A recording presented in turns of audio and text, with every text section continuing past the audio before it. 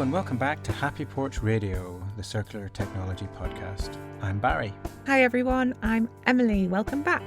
Over the last 3 seasons, we've explored and heard so many amazing stories about circular innovation from entrepreneurs, from researchers, consultants, and more. And what is the one thing that we say at the end of almost every single episode, Barry? You usually say it actually. We wish we had more time to dive in. I always want to geek out more. And so this time we've decided to indulge that curiosity and take the time to explore some big questions from some of our favourite circular topics. First up is the role of digital technology in fashion resale. Yes, over the next 3 episodes, we're going to be exploring the world of re-commerce, taking a look at the big picture today, how it could look in the future, the role that tech is playing in this growing sector, and investigating the circular impact of clothing resale. To help us explore this story, we've got guests from across the industry. But we'd also love your input. So if you work in the sector or you're curious, or you have questions, comments or ideas, please reach out. We'll include as many as we can in the 3rd episode. Email us on hosts@happyporchradio.com. And if all goes well with this mini-series deep dive, we'll be back with another bunch of episodes on a different circular topic very soon. So, Barry, why start with fashion resale? From a circular economy perspective, re-commerce and resale is one of the core strategies, reuse. We want to keep goods in use at their highest possible value for as long as possible. We've put all this material and all this energy into creating fashion. Instead of just using it once or not using it, resale allows us to explore ways for maximizing the value from those goods. And from a technology perspective, we know that technology has and is and will have a huge impact on fashion re-commerce in every way. And so it's a really interesting topic to explore the overlap between circularity, the role of technology, and where resale fits in the broader system. Yeah, and re-commerce isn't just limited to fashion, obviously, but fashion is what we'll be focusing on for the next few episodes. The fashion industry is huge and continues to grow. To pick one stat, 100 billion garments are produced annually. 100 billion is a huge number.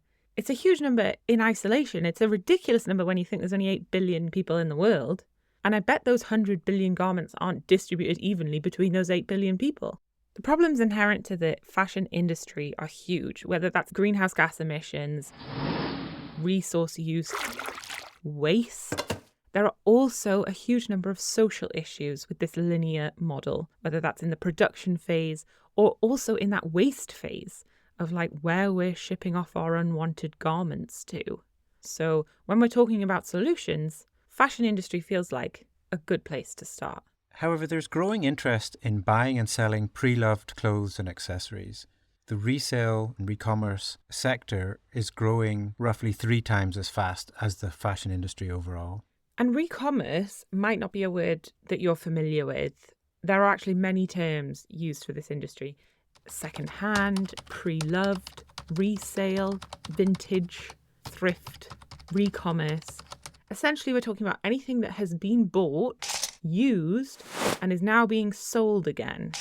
In these episodes, we'll be focusing on re-commerce and not on some of the connected and related topics. So we won't be talking about logistics and transport and delivery, tracking of items and their use. We also won't be looking at related business models such as rental or sharing. Hopefully we'll explore those in future explorations. So what do you hope to get from this 3-episode exploration, Barry? So one thing is we actually want to do what we always said we would do and dig a little bit deeper into one area. But I think I also want to ask some tough questions. So our starting assumptions are that re-commerce in fashion will help with some of the problems we described. The re-commerce will be positive in terms of production and consumption and therefore waste, that it could potentially have an impact on some of the social and supply chain issues we mentioned, and that it can help us rethink the whole fashion industry. So that's one of the big questions. How accurate is that assumption? And another assumption is that re-commerce is economically viable and is practical. And I'd love to explore some of those challenges. And then crucially, from my point of view, from our point of view with the podcast, what role does technology play in all of that? Is technology playing a positive role in helping us change fashion for the better? Is it helping the business and practical goals? Or is technology actually making things worse? And then it would be fun to explore the future. Where's re-commerce going, and what role can technology play in that? Nice. What about you, Emily? Yeah, I'm excited about all those things too, particularly dreaming up a future where we're doing this really well and everything's running super smoothly. That's really exciting.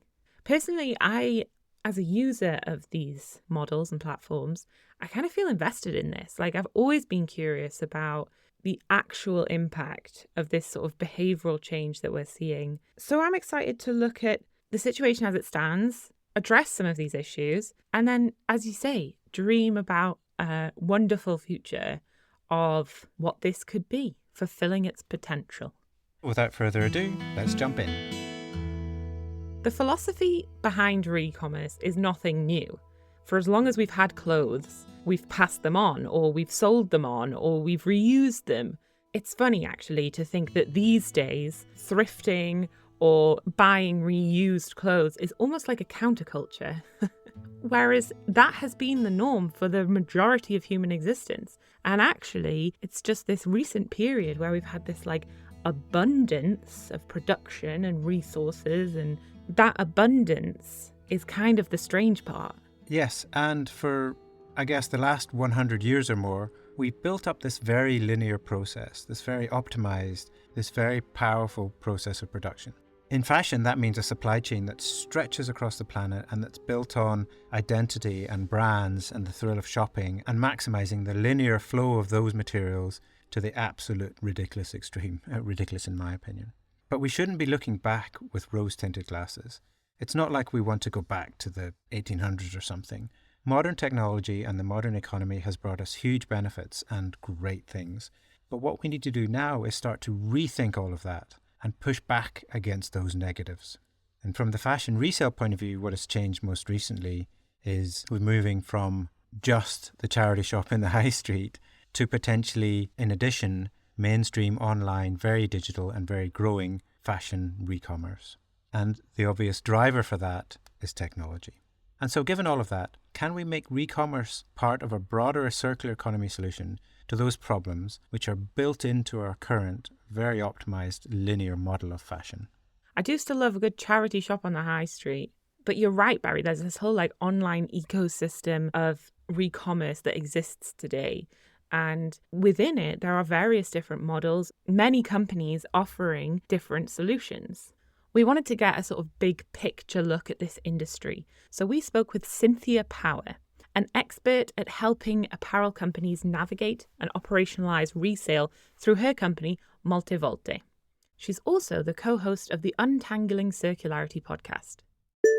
I think that re-commerce is alive and well. I think that it's actually becoming more of a sophisticated kind of industry, and it's got so much going on. So you have peer-to-peer marketplaces like Poshmark and Depop. You have third-party marketplaces like ThredUp who are gathering clothes and selling them. You have branded re-commerce where you have brands actually creating their own resale experience for their customers.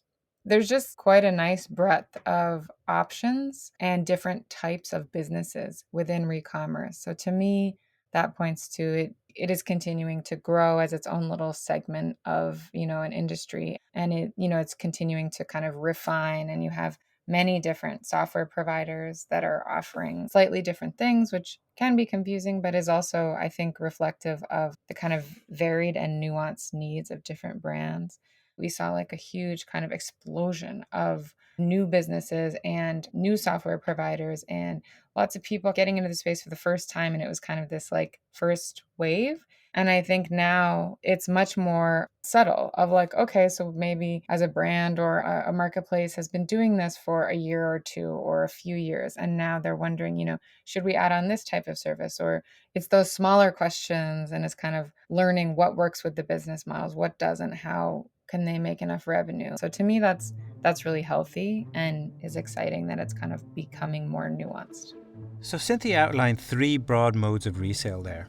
Peer-to-peer, which includes the big platforms, the eBays and Craigslist and Facebook Marketplace, as well as many of the newer fashion-specific platforms. And then there's managed marketplaces, which is where the platform takes an active role collecting and delivering and authenticating and validating the items. And then there's brand owned, which is where the brands themselves, often in partnership with a resale technology provider, have resale happening under their own branding, their own identity. All slightly different, with different benefits and different challenges, and each one is a slightly different approach or a different model, but to the same basic end goal. Yeah, all driving towards the end goal of re-commerce, essentially. We are going to look at 4 main stakeholders invested in re-commerce. First of all, you've got the resale platforms and the technology providers themselves. Then there's the apparel brands. Obviously, there's the customers, and there's also the wider planet and its citizens. In the rest of this episode, we're going to explore the opportunities for each of the latter 3: brands, customers, planet. We want to look at the particular motivations that might be driving the resale boom and what challenges these viewpoints present. Because if we want resale to grow and we want it to be the solution that we all hope it can be, we need to be getting it right when it comes to the needs of all of those stakeholders. Okay, let's start with fashion brands. Why might they get involved in this space? As Cynthia highlights, their motivations might be different in different cases. You could look at that through the lens of what are their pain points, a brand's pain points, and what are they trying to solve for, right? So like if you have a brand that's saying, well, this year our strategy is really about efficiency and maybe we're replatforming our warehouse. Resale is a great place to leverage warehouse damages and like that corner of your warehouse that you have all this stuff that you can't sell anywhere else. And you could say, all right, we'll have a resale program that's starting with that. That's really about getting us as a company to like a super efficient place where we feel confident that we have a stream for everything that comes back to us, a stream and a process and a monetizable process. Or you could have a company that's saying, well, we want to like build our customer loyalty and we really want to work on customer acquisition. And then, you could go peer-to-peer first. And I think that's great, especially for loyalty and acquisition. So I think that every brand will have the way that they want to interact with the product that they have already made and already sold. I believe the best thing to do is to figure out how to have that conversation with your customers so that you can benefit from all of that loyalty and those touch points with your customers. And I feel like the brands that haven't gotten involved in reseller circularity yet, I'm kind of like, don't you want them to come to you and ask you this and ask you that and have you be one of their trusted brands that they keep coming back to? Like that is a loyal customer. So I see that opportunity. I think more and more brands will see that opportunity.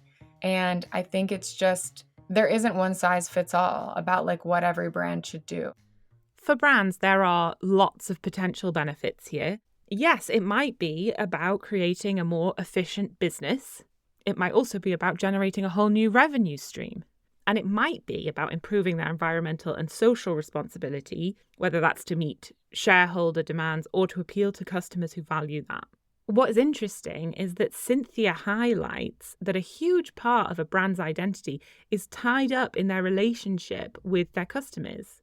And resale offers brands the opportunity to strengthen and deepen that relationship. We also spoke with Andy Rubin on this point. Andy is the founder of Trove, a tech provider that helps brands set up their own resale programs. They've worked with the likes of Patagonia, Lululemon, Levi's, Canada Goose, big names. But before he got into that, he actually founded a peer-to-peer marketplace called Yerdle.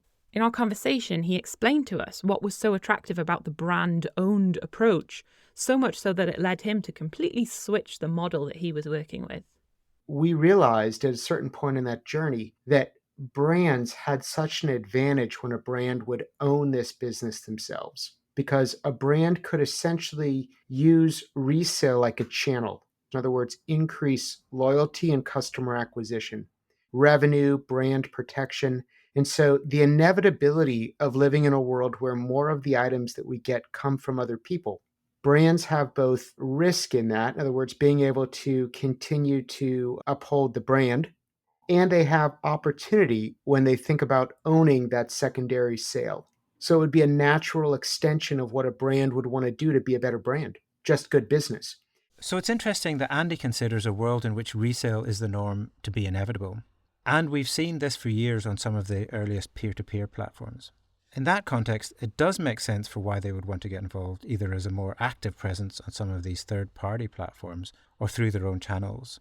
Even if they're not yet seeing the direct business benefits, they may be getting pressure from the press, from competition, and from their customers. Yeah, and it sounds like getting on board with resale offers brands much more control over the life cycle of their product, as well as over their relationship with their customers. When you're a brand, you've got a very specific point of view that needs to come through the integration, everything that you do. So, of course, as a brand, say you are Carhartt as a global brand, Carhartt's very specific in the way that you're going to want to price the condition grade, the description, the merchandising of pre-owned items.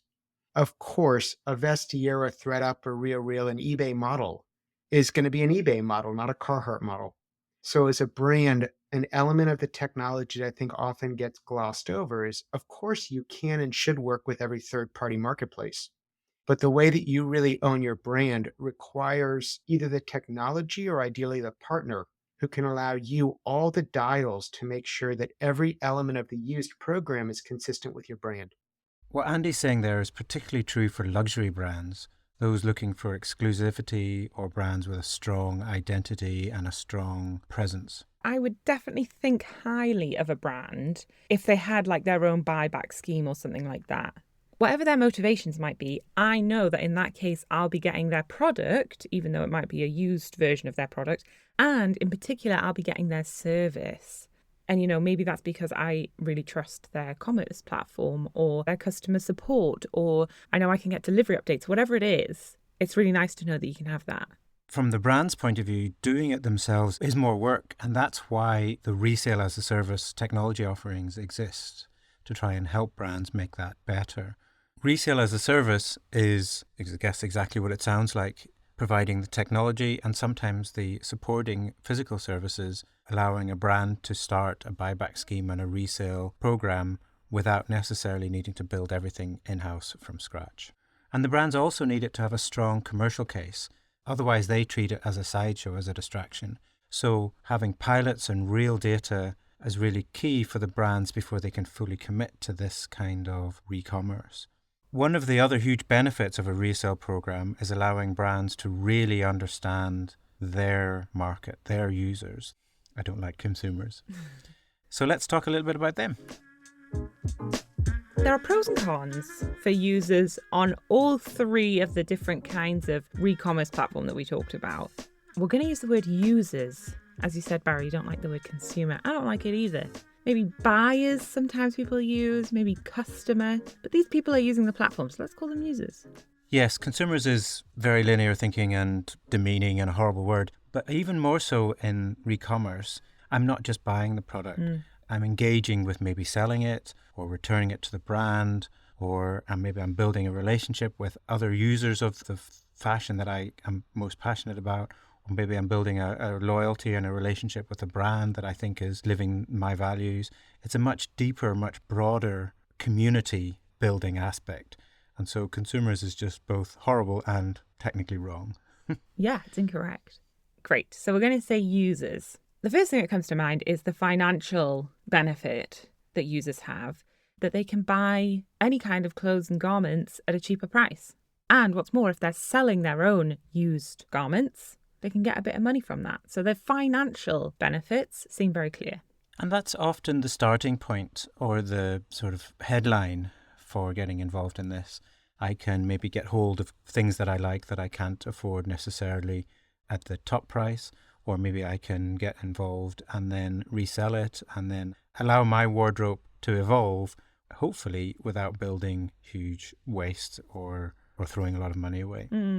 I think there's also that kind of like thrill, the excitement of finding something a bit different, you know? And to me, that's always like the joy of going to a charity shop or like a vintage shop or something and finding a really unique item.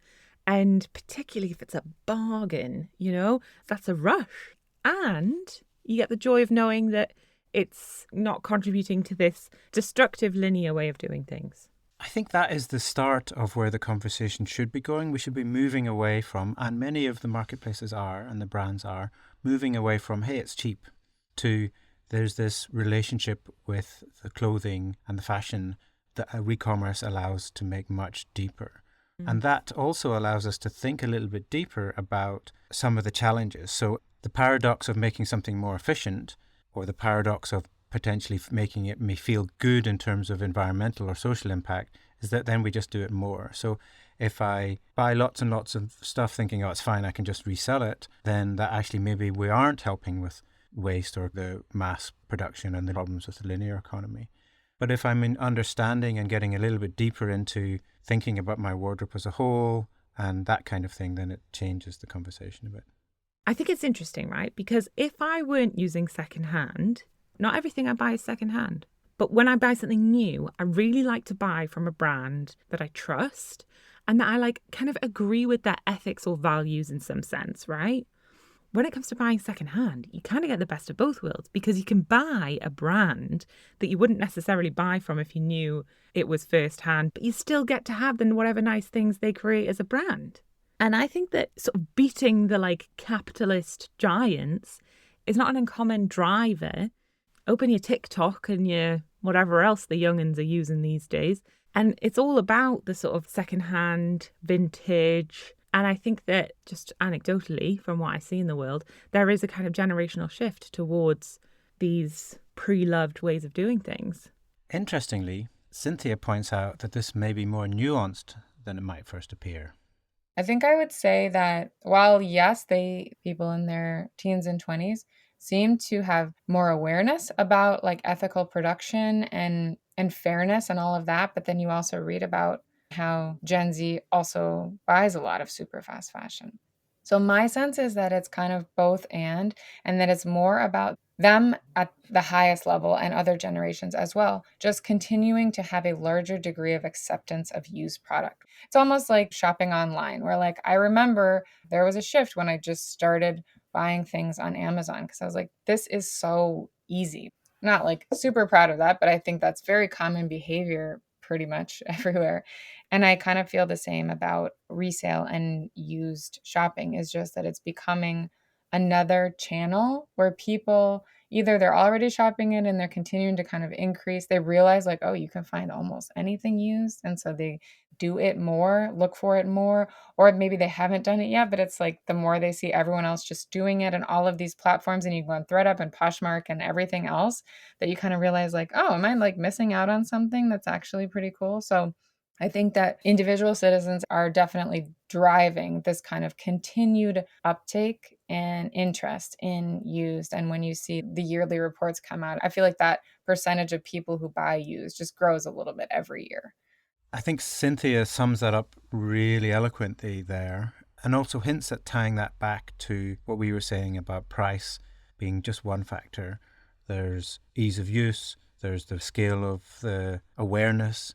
Presenting re-commerce in fashion as purely an ethical decision or purely a financial decision will only ever get it so far. I agree, Barry, because it's like this is trendy, right? Which is another reason people are doing it. That's true, and it's growing fast. But despite the benefits we described, and despite the rate of growth of pre-loved and second-hand re-commerce, it's still a fraction of the overall fashion industry. Cynthia touched on the ridiculous growth of fast fashion there. So while more people each year are really using resale and engaging in resale, there's a lot of work to do to bring it further into the mainstream. Yeah, and we talked about the benefits, which are real, the benefits for the user. But from the user perspective, there are also difficulties, there's also issues with it. I mean, there's issues with buying online anyway when it comes to clothing. Maybe you're not sure of like the size or the color or the feel of it. If you're buying online and it doesn't fit, can you return it? Will you return it? But then when you've got the like pre-loved aspect folded into that, there are other issues that sit on top of it. Maybe it's a little bit more used or a little bit more worn than you anticipated it would be, or maybe it's a bit more damaged than it was described to be. And if you're not buying direct from the brand, if it's not through a brand-owned platform, it can be hard to check things like, well, this says it's a size 12, but what does size 12 mean? Like, what is that in your brand sizing? And obviously you're not going to have multiples of things like you would on other online platforms. It's like this one in this size, in this color, like it or not, boom. So yeah, there are issues.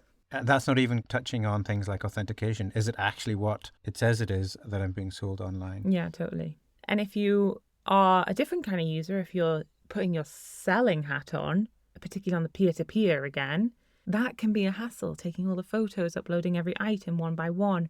It's not always a smooth process using these platforms. In many ways, that's the opportunity for the technology. Solving problems is what technology does. What we're seeing in the linear industry is all of those problems solved or optimized to the extreme over the last many decades. What we're seeing at the moment in the re-commerce industry is the beginnings of people trying to really deeply solve those problems. Some of the marketplaces are really working hard on making those easy, on producing the quality, on authenticating, and etc. Overarching many of those problems is simple ease of use, making it simpler and easier to engage in re-commerce. And Cynthia talks a little bit about that. To bring Amazon up again, right? Like whenever I'm shopping Amazon, I'll always look and see, is there a refurb option? Is there one of those things, if you just scroll down a little bit further, it's like, and there's another seller that's selling this for $10 less and it's still in the box, it's just been opened, right? I think that the more it is available to people in the places that they already shop is really important to kind of continuing customer interest and like uptake. On the supply side, I think that's maybe where we need to do a little more work. And we need to make that easier. And I think that's quite challenging. You know, many super sellers on these platforms that are selling, hundreds and thousands of items. I know less individuals who are willing to really go in and list all of their new giveaways and everything. Like it's really, I think it's still quite a headache. And it's hard to figure out how to get valuable things that people are done with and put them on the right platform and bring value back to that seller and to the platform that's selling it. Yeah, I mean, that's the dream, to have this be a really simple, smooth process, right? And then obviously from the brand owned side, it's got to be such smooth integration. As Cynthia said with Amazon, you can literally be looking at one product and see whether you can get it new or used in exactly the same space. Like the barriers to purchasing and selling need to be really, really low. And at the minute, they're still kind of high, you know? Yes, and that's why re-commerce realistically is still a smaller part of the market. It is growing though, and I think one of the reasons it's growing is some of those things are getting better. The technology, the providers of these things, the businesses who are looking at it, the brands who are implementing it are all starting to look and see the opportunity in solving some of the problems we touched on. Later in the series, we'll talk to some of the people who are working on technology to help with that. There's still lots of work to be done. Remember, we're trying to reinvent a linear economy which is hugely optimized, so we're still in the learning phase. Yeah, there is a lot of work to be done because ultimately we want this to touch everyone. We want this to impact the whole world so that it's absolutely global and changes on a planetary scale. We already mentioned in the intro some of the negative environmental and social effects of the current linear system. The assumption is that used has fewer negative impacts than new. And that assumption is only true if the resale, the re-commerce marketplace actually reduces production of brand new items, actually reduces the amount of material used, reduces the amount of waste, etc. In the resale world, that is known as displacement. If we buy something used, we do not need to create from scratch the equivalent new thing. And this is really complex. We spoke with friends of the show, Jared Fisher and Christina Bull from QSA Partners, who you might remember we spoke to back in season 7, episode 3. We spoke to them again for this episode because they've been doing some research with the re-commerce platform Depop on exactly this question of displacement. In our conversation, Jared mentioned that the data on re-commerce in general is patchy and it's really hard to collect. Re-commerce has been on a massive journey, hasn't it? I think over the last few years, we've seen massive growth in online trading, whether that's officially through platforms like Vinted and Vestia, and there's many of them, or whether it's more casual, what we call peer-to-peer trading between people on Facebook or Instagram or TikTok. And there's been a huge growth, and it's really hard to understand how much exactly is going on because there's no real transparent data on volume of trade. So as Jared explains, stats on re-commerce, understanding the scale of re-commerce is difficult. And even if we knew all the statistics for resale, displacement is still really hard to measure. Here's Christina. I think on the point of displacement as well, there's certain aspects of the re-commerce market that probably are driving displacement. Some resale sites, because of the price pointing, the way in which they are set up, they are peer-to-peer, they're much more about the social aspect, I feel do have a higher displacement rate. For some of the other platforms that might put the pricing of products at a lower value to kind of keep the trade moving and moving, might not actually have a good displacement rate because, oh, it's a £5, I'll buy 3. As opposed to, I really want that one item, therefore I will only buy that one item and that item will stop me from buying a new product. Christina's point here really makes sense to me, that displacement itself actually kind of depends on the product and the price of the product. It's that balance between making sure secondhand items are better value than buying new, because we said that financial incentives are a really big part of this, but also they can't be so cheap that they completely lose all their worth, because then it seems counterintuitive to what we're trying to do with the whole re-commerce thing anyway. Obviously, that depends a lot on the original quality of the garment. If the original item costs £7, not really got many places to go after that. And I think this points at the key challenge with that question we started with. Does resale help solve some of these problems with the linear economy? And the answer is, as with all these things, complex and nuanced. For me, one of the most interesting aspects to understand is aligning incentives. If a resale business, resale marketplace, is purely incentivized on bulk, on turning product, on selling as much as possible, well, we know the extreme of that. We end up with the super fast fashion and the craziness that happens there. So how can we, within re-commerce, align the incentive of reducing the horrendous impacts and still having successful, viable businesses? Many questions there. But perhaps we should be rethinking products themselves as something that has more inherent value, not just for my one or two wears, but maybe for generations, but at least for some re-commerce. The problem still remains, Barry, that we don't actually know how much displacement is happening or is not happening. Gerard pointed out that a lot of the time research on this relies on self-reporting. So the original surveys, I think, were done about 10 years ago by an organisation called WRAP.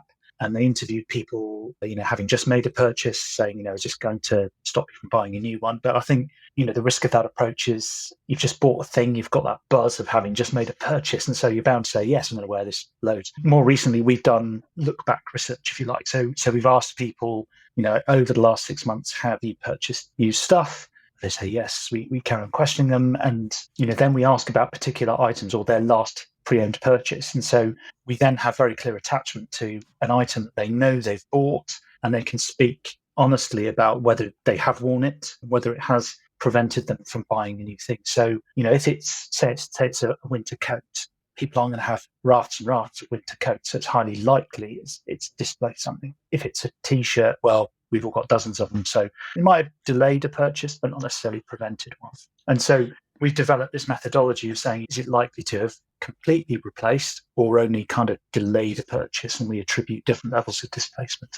So now we're getting to the real meat of the problem and hinting at ways where we can actually gather better data to understand displacement. But it's not an easy thing to understand or to measure. For me, that raises the question, what role might technology play in improving the quality and quantity of data so that re-commerce platforms can understand this and we can tie it back to that aligning of incentives? You talk about the data and the tech, Barry, and I'm thinking about the mindset. Because I do find it interesting, that a user's mindset about different garments in their wardrobe is different. Sometimes we do look at a T-shirt or something and kind of don't give it much value. If you compare it to, as Gerard said, a winter coat or something, there are things that we own that we don't value that much. That's just like kind of part of the mindset. And I don't necessarily want to put all the responsibility on the user there as like us as citizens who own things, because I do think that there's a huge influence from the apparel industry to reinforce that mindset. The elephant in the room there, for me, is externalizing the costs. So the things that we own that are cheap and we can have lots of them or buy them and it doesn't matter if they don't last very long. The reason for that is because our system, our economy, our linear economy has externalized those costs. The climate, the waste, the social, all of these things come from costs just aren't built in. And so now we have a really deep challenge of how do we make clothes affordable and bring in these externalized costs. And I agree, that responsibility shouldn't sit with the buyers, and it's a mindset that the fashion industry thrives upon. Christina, you talk about like fulfilling a need. And I mean, I know a lot of people who buy things not because they're fulfilling a need. And I think actually driven by the branding. It's not coming from the customer side necessarily. It's coming from the other side of like, well, this has been put in front of me, so I'm going to buy it. And that's as true of Vinted as it is of, I don't know, Nike. Yeah, absolutely true. And you're right, it's driven by the brand marketing and working with brands. We work with a whole range of brands. The budget of a sustainability team versus the budget of a marketing team, you can't even compare them because it is still that mindset. And that's kind of the stuff that we talk about around circular business models, when in order for them to be taken up by a brand fully, you have to get everybody on board. And therefore you have to get marketing on board. But it can't be a marketing driven activity because then the sentiment gets lost, because actually they don't really mind who the customer is as long as that product's being sold. So it's definitely making sure that the marketing of the circular business model has to be because it's displacing, and then that's getting into a whole mindset of, well, do we really want to displace a purchase? I mean, this really is like the big question for me when I think about all this. I feel that tension, and I'm not sure if it is possible to have a thriving and impactful re-commerce ecosystem, because I'm not convinced it's entirely compatible with the bottom line interests of so many brands, the majority of the fashion industry. Is that possible? Are their incentives actually aligned? Like, the platforms just want the things to sell as much as possible. Many of them have impact reports or talk about mission-led stuff or whatever, but how closely do you think those things are aligned to having that impact on consumption? I think one of the challenges is those re-commerce sites, like you say, are looking to turn stock because, some of the platforms have huge numbers of products on them. So they have to turn the stock. And even if it's peer-to-peer, there's still kind of the need to have fresh product on there. So there's certainly an aspect of linear mindset around that, because you're still having to shift product. And therefore, if you're shifting product, people are buying more than they need. So in reality, there is a risk that better re-commerce actually makes things worse. This is a recurring challenge in a lot of the circularity discussions. By making something better or more optimized, do we just end up having more of it without thinking about the consequences of that, the externalities especially? And I think technology has a really important role to play in that. Technologists, as listeners to this podcast will have heard me say, technologists have an ethical and moral responsibility. Software engineering is one of the peak skill sets in the history of humanity. One of them.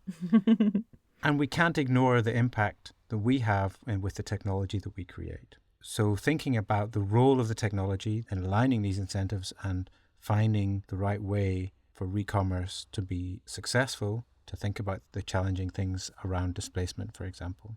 And that's not even touching on some of the other impacts. Yeah, I think that's something that's come to my mind is, we're talking about the best thing for these items is that they are used by as many different people as possible to like prolong their life. And we've got to make sure that they're reused. But that in itself has some impact, right? Because it's got to travel and it needs packaging, and we've got to think about energy, costs of servers and stuff like that. I think what I'm trying to say is that it still feels like we're thinking quite narrowly, but the skeleton of re-commerce and the technology within it can be used in combination with like many other mindsets to have many other solutions and many other outcomes. Yes, we're asking some huge questions here, and we're going to keep coming back to those questions through this episode and future episodes of this exploration. Thinking about impact, for Andy, who we heard from earlier, displacement isn't always the only or necessarily the best way to look at this. There are things that on the surface seem really good to us that don't actually pencil in emissions. And as there's more insight that potentially renting a t-shirt will just not be worth the squeeze. In fact, we're going to be going the wrong direction. let's be careful to not just get really excited about models that feel really good, but actually don't have the right outcomes that are the intent of what we're doing. Andy uses renting as an example there, but the principle holds true, perhaps even truer for re-commerce. It's an interesting question, but how can we actually put numbers on this? Alongside J.R. Siegel from Worldly, Andy has put together a white paper. So far, we've been thinking about this from a whole industry perspective, but what about from an individual company? J.R. explains. We took a very brand-centric approach to look at what does this mean for the carbon impact of a brand and how they report their carbon footprint, which is slightly different than what does that mean for the world and is it causing folks to consume less? We just don't have enough good data to know that. I'm very supportive of academics doing more research on this so we can get a better displacement rate and we can add that into our calculations. We're just not there yet. And so what we did is we split the industry into 5 different brand archetypes. Those are premium apparel, outdoor, mid-tier apparel, athleisure, and fast fashion. Where is each of these 5 archetypes in 2023? When we think about carbon, though, what we're really focused on is the future. How can we meet the Paris Agreement? How can brands move us towards this climate future that we all want? And so for that, we considered 3 future scenarios out to 2040. The first is business as usual. The second scenario we model is to say you really lean into supply chain decarbonization. If you do that, you're able to decarbonize by about 2% per year based on material efficiency, working with your supply chain, taking all these interventions.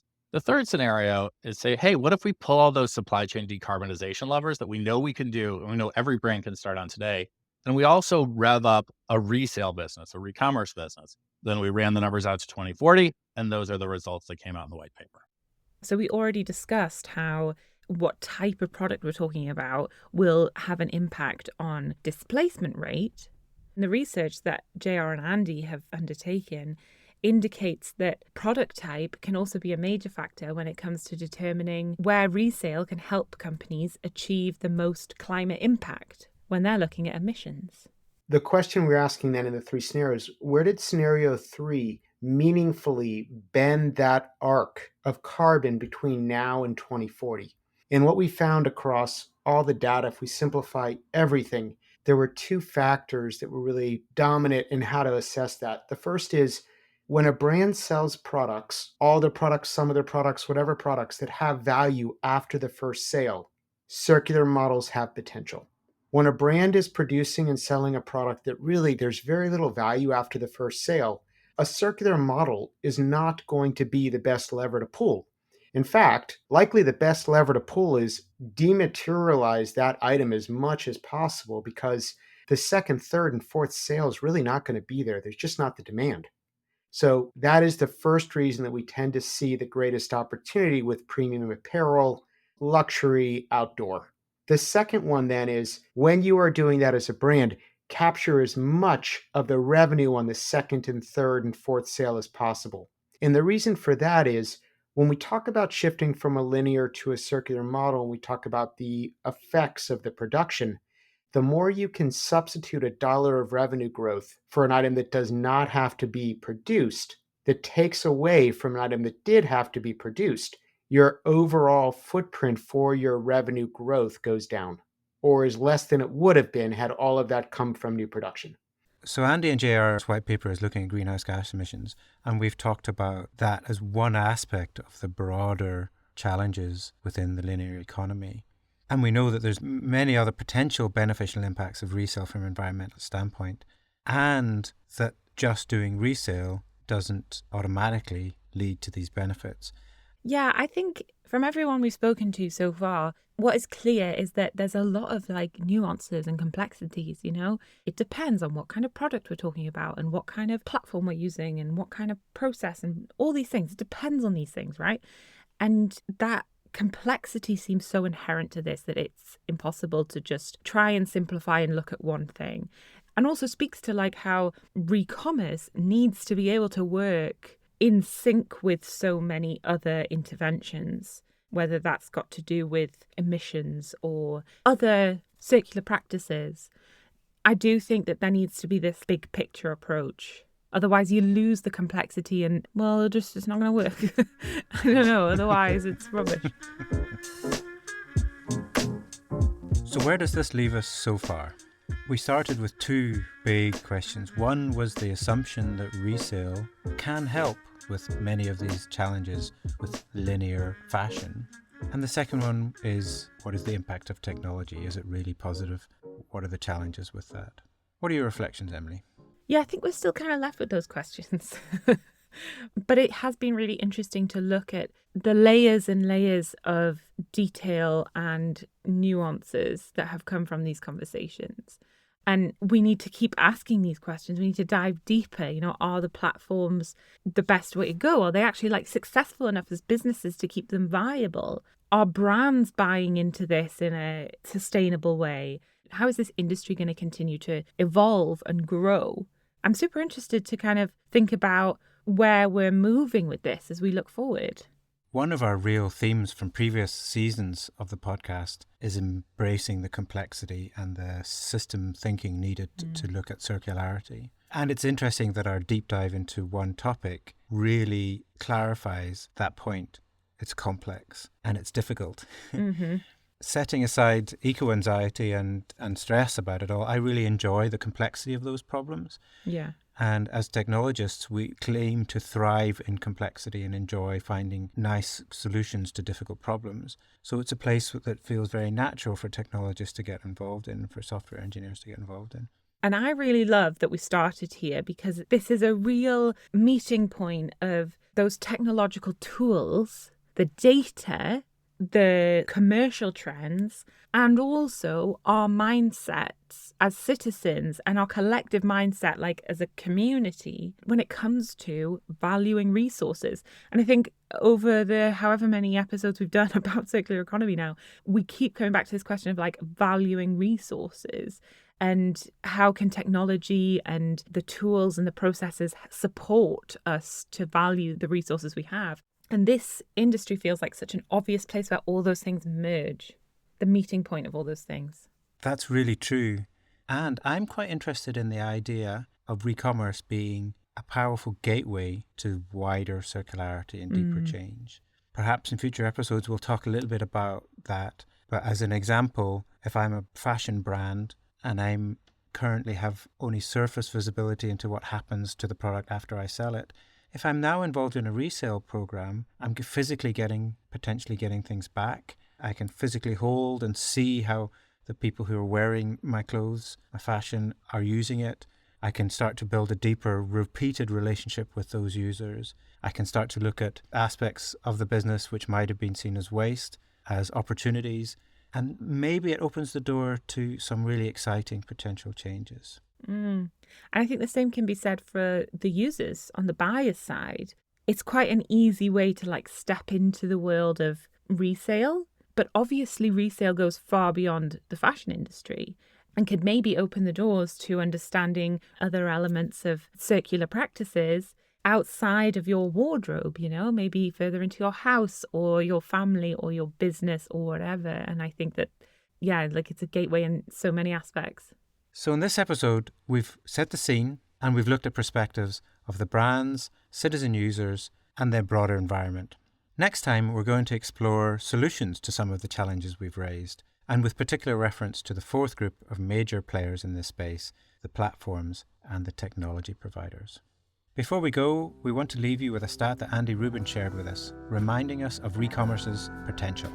Business of Fashion's got a stat out there that I love that isn't just looking at the amount of things in our closets, it's looking at the desirable things in our closets that somebody else would want.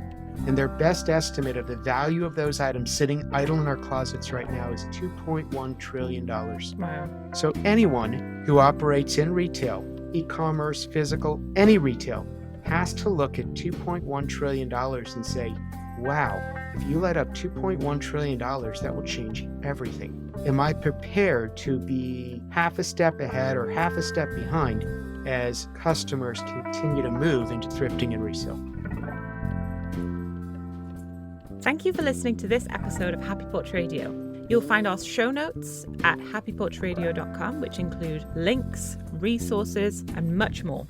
We'll be doing more exploring circular tech topics in the future. So let us know what topics you'd like us to explore. Reach out to hosts@happyporchradio.com. We want to say a big thank you to all of our guests that joined us for this episode. Their details and contacts are also in the show notes. I've been Barry. I've been Emily, and thanks to Ben helping us behind the scenes. Thanks for listening. Until next time.